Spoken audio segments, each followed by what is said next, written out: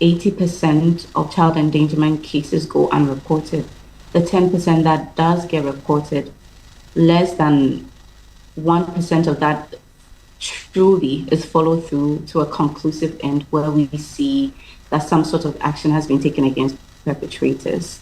So it's worrisome to a very large extent because very few of these cases are actually filmed. Even though it seems to be a lot coming up on social media, a lot more is not filmed.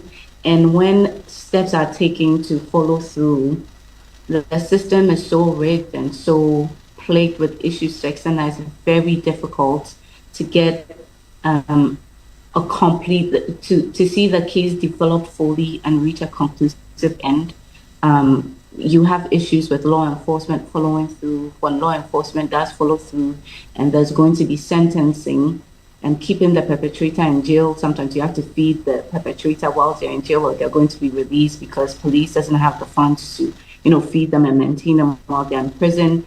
When it gets to the court stage, the justice system is so stretched out that you keep getting cases referred. You have to come back to court, and justice delayed is justice denied. So it's a plethora of issues that plagues our justice system that prevents a